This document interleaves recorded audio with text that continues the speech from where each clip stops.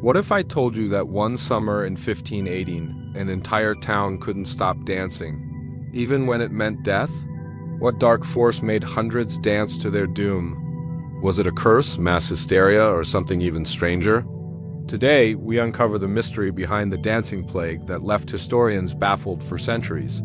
In July 1518, the streets of Strasbourg witnessed a bizarre and terrifying scene. Dozens of people began dancing uncontrollably, day and night, with no music, no festival, and no explanation. Within weeks, the number grew, and so did the death toll. What was this strange epidemic? Was it a medical condition, a psychological phenomenon, or something supernatural? In this video, we'll piece together the clues to solve this centuries-old mystery. It was the summer of 1518 in the bustling town of Strasbourg, then part of the Holy Roman Empire. Life in the city was already tough. Famine had struck in recent years, taxes were crushing, and people lived under the constant shadow of disease and poverty. But nothing could have prepared the townspeople for the bizarre and terrifying event that was about to unfold. On a hot July morning, a woman named Frau Troffea stepped out of her house and began to dance. At first, no one thought much of it. Maybe she was celebrating something. Maybe it was a simple moment of joy. Or maybe she had lost her mind. Such things were not unheard of. But there was something strange about the way she moved. She wasn't laughing or smiling. Her face showed no joy, no sense of rhythm, only a haunting emptiness as she twirled and stomped on the cobbled streets. Hours passed, and she didn't stop. Morning turned to noon, noon into evening, and still Frau Troffea kept dancing. There was no music, no festival, no reason at all. People began to gather, whispering among themselves, unsure of what they were witnessing. Some tried to talk to her, others even attempted to physically stop her, but it was as if some unseen force compelled her body to keep moving. She danced until her feet bled, until her body trembled with exhaustion, yet she simply could not stop. The next day, instead of resting, she returned to the streets and continued her strange, frenzied movements. By now, fear began to creep into the minds of the onlookers. Was she cursed? Possessed by demons? Or was this some kind of punishment from God? The Middle Ages were steeped in superstition, and events like this often led people to think of witchcraft or divine wrath. But before they could settle on any explanation, something even stranger happened. Other people began joining her. Within a week, there were dozens of dancers, all moving in the same uncontrollable, trance-like state. Men, women, young people, old people, none seemed immune. They danced through the streets in the marketplaces under the scorching summer sun, collapsing only when sheer exhaustion overtook them. Some recovered for a few hours, only to get back up and continue again. Others simply danced until their bodies gave out completely. Panic began to spread through Strasbourg. The city had seen famine, disease, even war, but this was different. How do you fight something you cannot see? How do you stop people from dancing themselves to death? Eyewitnesses wrote of the eerie atmosphere that took over the town. Imagine the sight: narrow medieval streets filled with people, their faces pale and lifeless, their feet raw and bloody, moving endlessly day and night as if under a spell. No music played, no celebration was happening. It was chaos, but a silent, unsettling kind of chaos, like watching puppets controlled by invisible strings. Local authorities were at a loss. The city council, alarmed by the growing number of afflicted people, called in physicians to examine the dancers.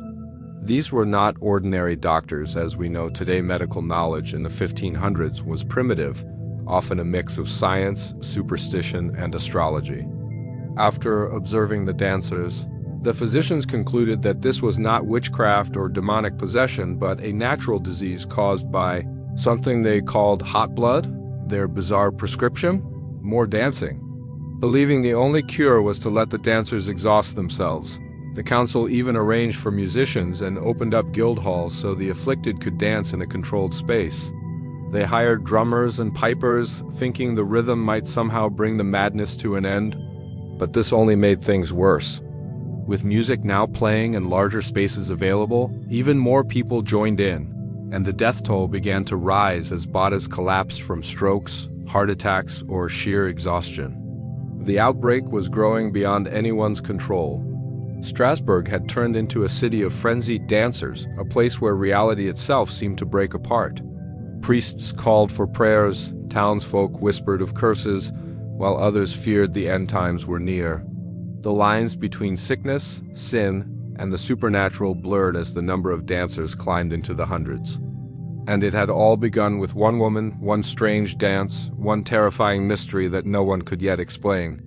What began as one woman's strange and uncontrollable dance quickly spiraled into a nightmare that consumed the entire city.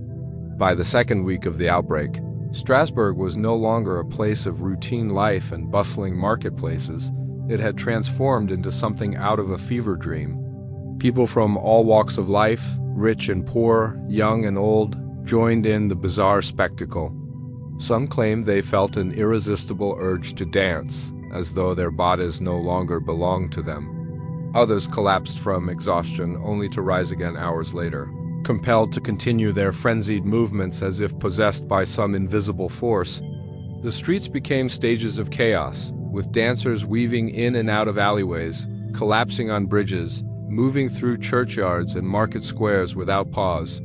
By now, there were hundreds.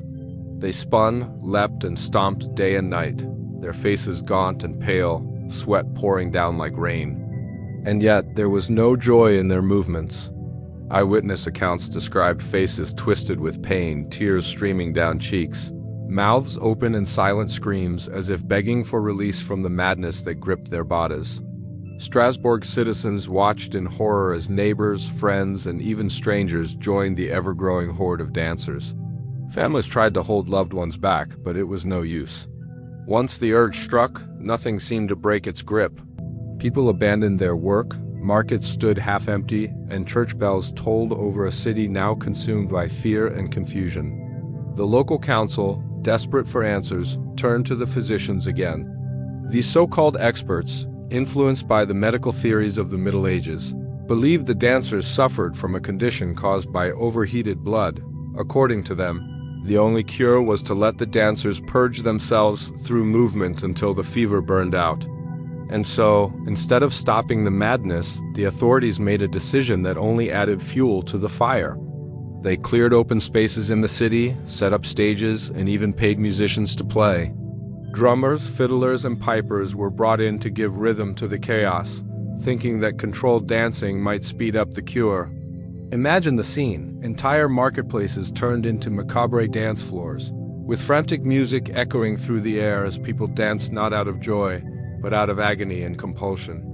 It was as if the whole town had been cursed to act out some grotesque performance for an audience of terrified onlookers. And it did not stop there. The council ordered carpenters to build wooden platforms in different parts of the city to accommodate the growing number of dancers. Some chronicles even mention that guild halls were opened so the afflicted could dance indoors, sheltered from the sun, as if this were some organized festival rather than a spreading calamity. But instead of calming the chaos, these efforts only seemed to encourage it. More people were struck by the strange affliction, joining the dancers in the streets. Some reports claim that as many as 400 people were affected before the month was over. The death toll climbed steadily as people collapsed from strokes, heart attacks, and sheer exhaustion, their bodies unable to endure the relentless movement. As fear tightened its grip on Strasbourg, religious explanations gained strength. Priests declared the dancing was a punishment from Saint Vitus, the patron saint of dancers and entertainers, who was believed to strike sinners with a curse of compulsive movement. The city's churches filled with frightened townsfolk praying for mercy, lighting candles and making offerings in the hopes of ending the plague. Strasbourg, July 1518. A woman is dancing down a narrow alleyway, her feet bleeding from the cobblestones beneath her worn leather shoes. She doesn't notice the blood mixing with the dust around her ankles or the growing blisters on her toes. She can't stop dancing. In fact, no one can. Across the city, men, women, and children have been dancing non-stop for weeks, hundreds upon hundreds of them, all infected by some invisible bug that compels them to keep moving even as their bodies grow weaker and weaker. This is the Strasbourg dancing plague, and we don't know what caused it. Now, outbreaks of uncontrollable dancing have happened before and since. But the dancing plague of 1518 was different because it took place after the Renaissance had firmly established reason and scientific thinking over blind faith in religion. And so there were those who tried to understand it rationally. There were those who blamed the devil, and there was no middle ground. But first, let's look at the outbreak itself. It started when the woman mentioned earlier, a 23-year-old named Troffea walked out of her house on July and began dancing. At first, she danced alone. But shortly thereafter, 3 other townspeople joined her and soon dozens more. There are some reports that a local physician was treating Frau Troffea for a mysterious illness just before she broke into dance. He used leeches to treat her, and after he pulled one out of her arm, it allegedly began dancing around her room. But this report comes from a single source writing more than 100 years later and cannot be verified. What we do know is that within days, the number of dancers had reached into the hundreds, overwhelming the town. They could not stop themselves from dancing. They did not even need music to do it. And they would often collapse from exhaustion only to get back up and start dancing again immediately. Their feet bled and sometimes turned black from lack of sleep and exposure to the elements.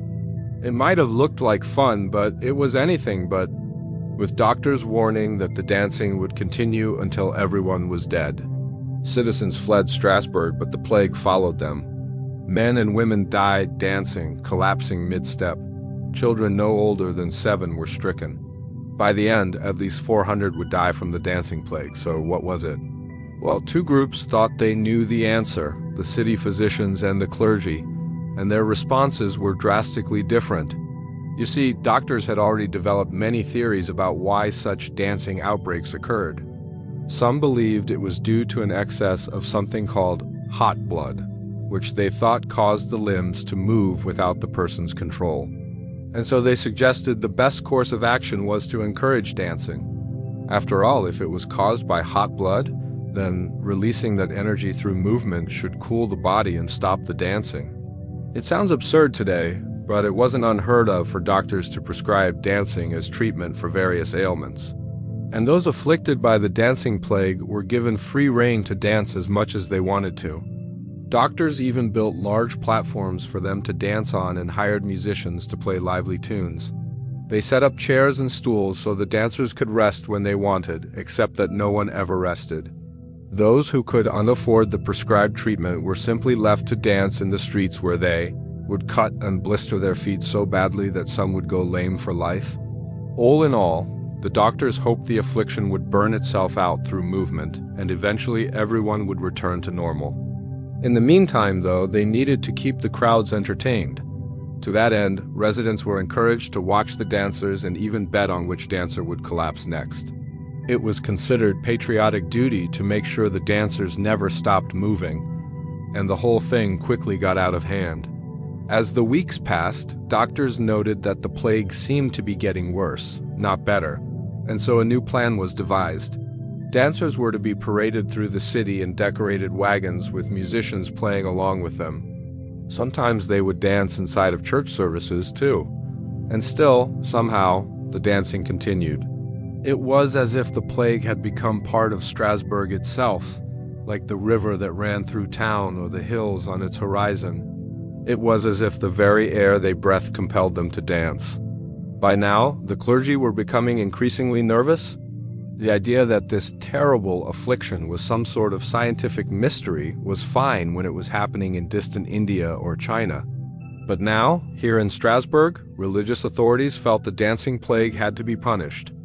In particular, they blamed one priest named Jacob Ingelhart, who had recently returned from a pilgrimage to the Holy Land. Pilgrimages were extremely popular during the Renaissance, especially among priests. Usually these trips were undertaken to prove one's piety, and it was well known that pilgrims were prone to picking up strange illnesses abroad, bringing them back home to infect others. With disease being spread by filth and miasma, according to religious doctrine, the priest was accused of bringing this plague upon the city as punishment for its sins. Now, Father Engelhart naturally denied everything. He claimed that his trip to the Holy Land had nothing to do with this dancing plague. Thank you very much. But religious officials were not interested in hearing his side of the story.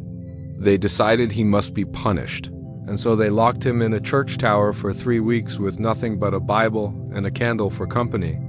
Unfortunately for him, this didn't cure his apparent demonic possession, and so the priest was put to death. His body was burned in a pyre and his ashes scattered across the river. What the clergy failed to realize was that the dancing plague showed no signs of slowing down. For the next 6 weeks, Strasbourg was brought to its knees by dancing mania. Entire families were wiped out by the plague. People were pushed aside to make room for the dancers, and they could not stop even when the corpses of loved ones were being carried past them to the cemetery. Pilgrimages were organized to nearby shrines in an attempt to lift the curse, but nobody could say exactly how the curse was to be lifted. Even the official church prayer asked God to deliver us from the strange, sudden, and irresistible desire of dancing. How does God stop someone from wanting to dance? No one knew. After 6 weeks, the plague just stopped. One day the dancers simply collapsed, exhausted and starving, and did not wake up.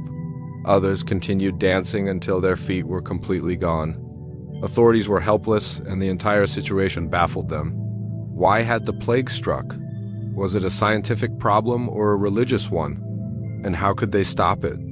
To try and make sense of the plague, chronicles were written detailing every aspect of the event. These chronicles were written in Latin, French, and German, and they described everything in painstaking detail, including diagrams of the dances the victims would perform. These chronicles are our main sources for the plague today, but unfortunately they are often contradictory, which makes pinpointing exactly what happened nearly impossible. Some of the writers wanted to show that the plague was God's punishment for Strasbourg's sins.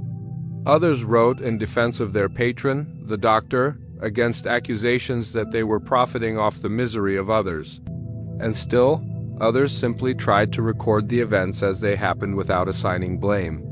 What these records demonstrate is that the dancing plague perplexed all who witnessed it, trapping Strasbourg between science and superstition with no way out. Some people blamed hot blood, others blamed the devil. Still, others said both, and no one could say with any certainty what had happened or why. Today, scientists believe the dancing plague may have been an early case of what we now call mass psychogenic illness, otherwise known as mass hysteria. Mass hysteria is a condition in which symptoms of a disease spread rapidly through a group of people, convincing each person they have the disease, but there is no physical cause. Researchers think it may have been triggered by a combination of social and environmental factors. For example, Strasbourg experienced an unusually hot summer in 1518, which may have played a role. But ultimately, we can only guess. All we know for sure is that hundreds of people danced themselves to death, and that's weird and scary. Hey, thanks for watching. See you next time. It is July 10th, 1518, and the citizens of Strasbourg are enjoying a rare moment of peace after a long period of famine, disease, and hardship. But that peace is about to be shattered when a woman emerges into the streets. Her name is Frau Troffea, and she dances. Not a simple jig or reel, but an uncontrolled, frenzied dance. And she doesn't stop. She dances all day and all night, not sitting, eating, or sleeping until her feet are raw and bleeding. But what is more disturbing is that soon she is not alone. More people join her in this macabre ballet. At first, it's just a handful of men and women, but within days, hundreds have joined them, maybe thousands. For 6 weeks, they dance non-stop through the streets of Strasbourg. The air is filled with the sound of their dancing and the scrape of their bleeding feet on the cobblestones. Some stumble and fall, but quickly get up and continue dancing. Others collapse from exhaustion only to rise again and dance once more. No one can remember anything like this happening before.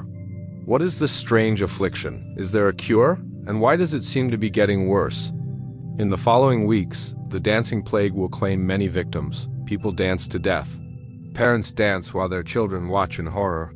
They dance without rest until they drop dead right in front of their families.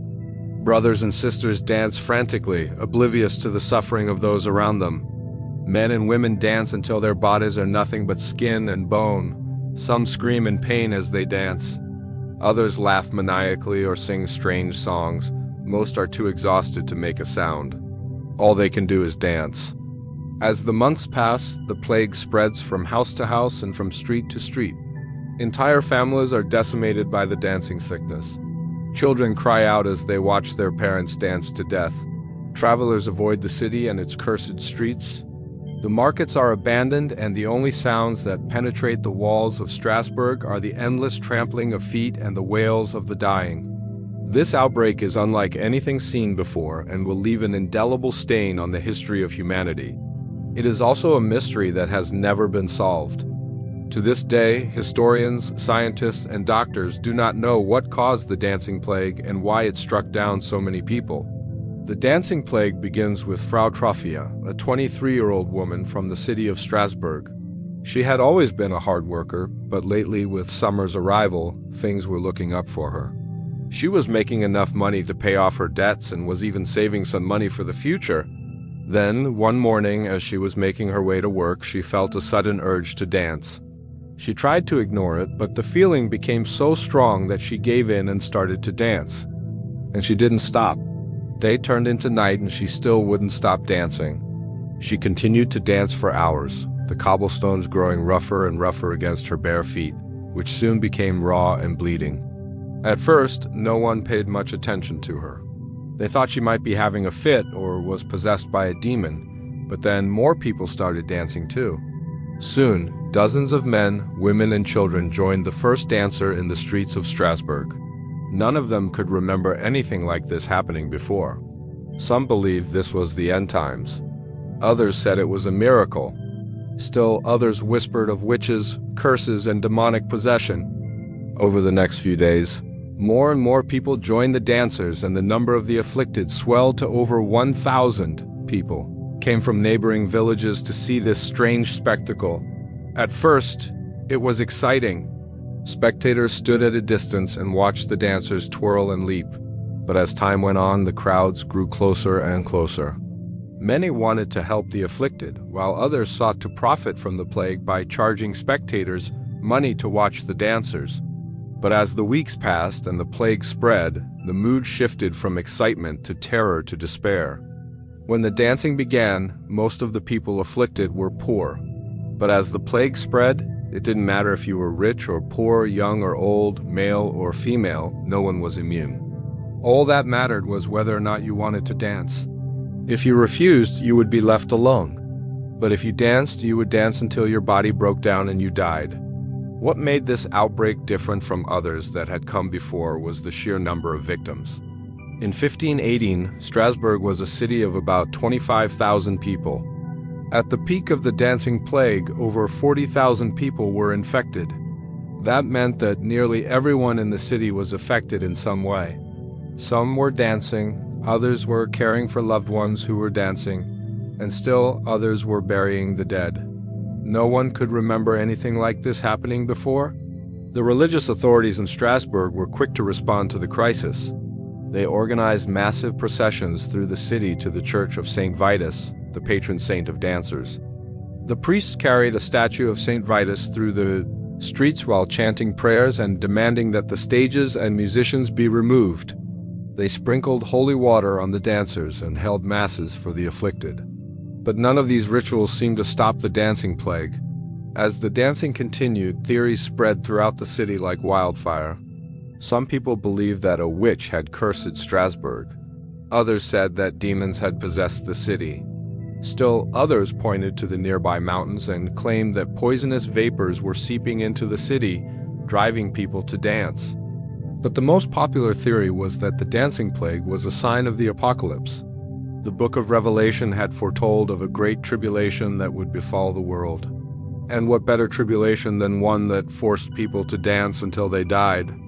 After the processions and prayers failed to stop the dancing, the people of Strasbourg took matters into their own hands. Some cared for the sick and dying, others buried the dead, and still others traveled to neighboring towns and villages to warn them of the dancing plague. But most people just stood by and watched as the plague spread and the death toll mounted. What made this plague so terrible wasn't just that people were dancing themselves to death, it was that they were doing it in broad daylight, right in the middle of the street, right outside their homes, right next to their beds. People could hear the scrape of feet on cobblestones.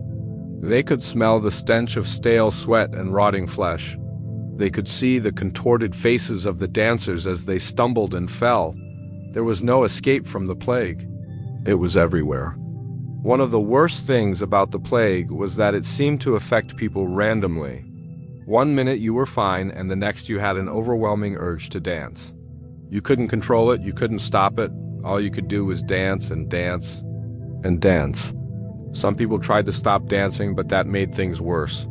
They would feel the urge to dance and try to resist it, but eventually they would give in and start dancing even harder. Some people tried to lie down and sleep, but they couldn't. The more they struggled to stop dancing, the worse things got. The dancing plague lasted for 4 months, from July 15, 1518 to October 15, 1518. During that time, an estimated 15 people died from exhaustion, dehydration, and starvation. The streets of Strasbourg were littered with corpses. People were too afraid to go outside and collect food or water. So many starved to death. Others died of dehydration because no one could be bothered to fetch water from the well.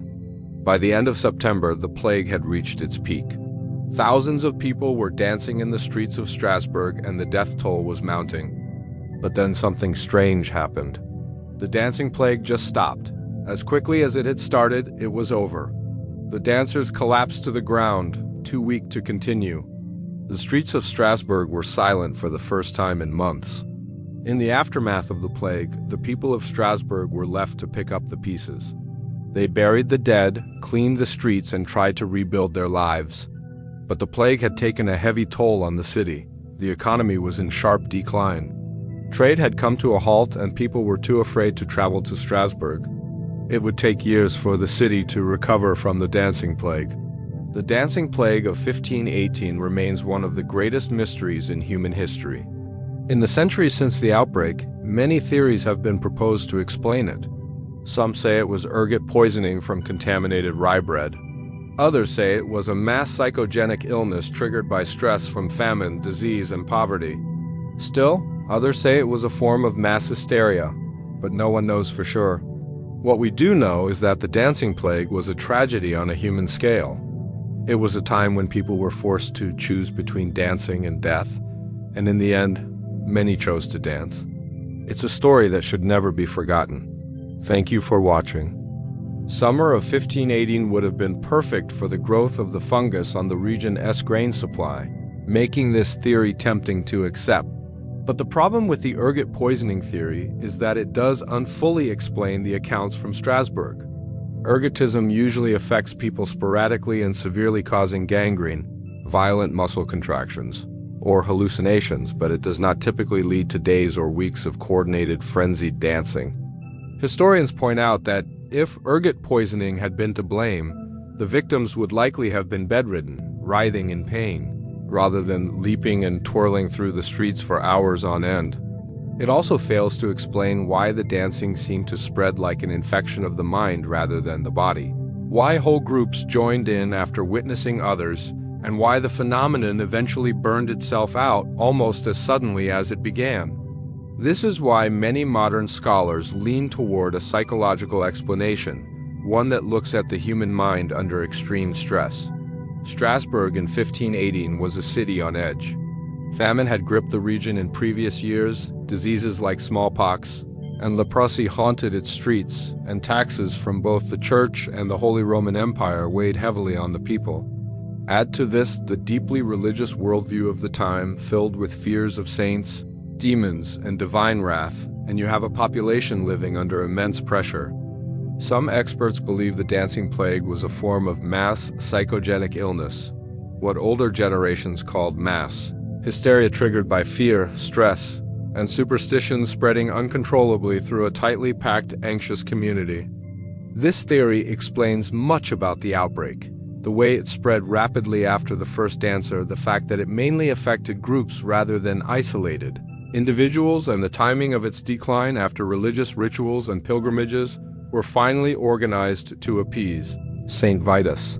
If people believed they were cursed, and if that belief was strong enough, the psychological strain might have manifested physically, making them feel compelled to dance until the curse was lifted. Modern parallels exist: two cases where groups of people under extreme stress experience fainting spells, tremors, or uncontrollable laughter without any physical cause, all triggered by the power of the mind under pressure. Yet, even mass psychogenic illness cannot explain everything.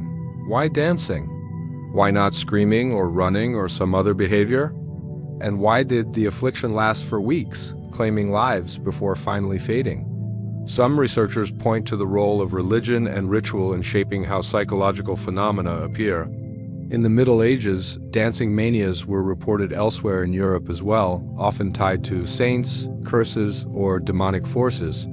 When people expected a curse to take a specific form, their bodies sometimes seemed to follow that script unconsciously, acting out what their culture told them divine punishment might look like.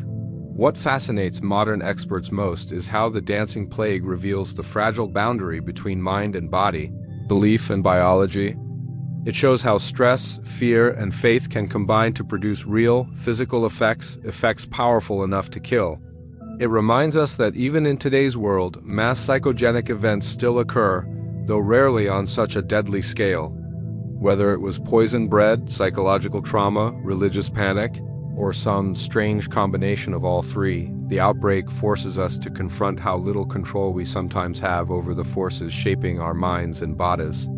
And so the mystery endures half-explained yet never fully solved, leaving behind lessons, not only about disease and medicine, but about belief, fear, and the strange ways human beings can be swept up in forces they neither understand nor control. The dancing plague of 1518 remains one of history's most chilling and perplexing events, a story where faith, fear, science, and superstition collided on the cobbled streets of Strasbourg. We followed its beginnings with Frau Troffea's strange, solitary dance, watched in horror as it spread to hundreds, heard the voices of priests calling it divine punishment, and studied the physicians who tried to explain it with the limited science of their time. We've seen families torn apart, neighbors helpless to intervene, and a city transformed into a stage for tragedy unlike anything Europe had ever witnessed. Modern theories have given us clues: ergot poisoning, mass psychogenic illness, the psychological toll of famine and faith, but none have solved the mystery completely. Perhaps the truth lies in a mixture of them all: physical sickness feeding mental anguish, fear fueling belief, belief shaping behavior, until the body itself surrendered to forces it could no longer control. And maybe that's what makes the dancing plague so haunting even today. It reminds us of the thin line between the known and the unknown, between science and myth, between control and chaos. It asks questions about the power of the human mind, the weight of belief, and the way history can leave behind mysteries that refuse to be tamed, even centuries later. The streets of Strasbourg have long since fallen silent, but the echoes of those footsteps remain a warning, a mystery, and perhaps a story that still has secrets left to tell.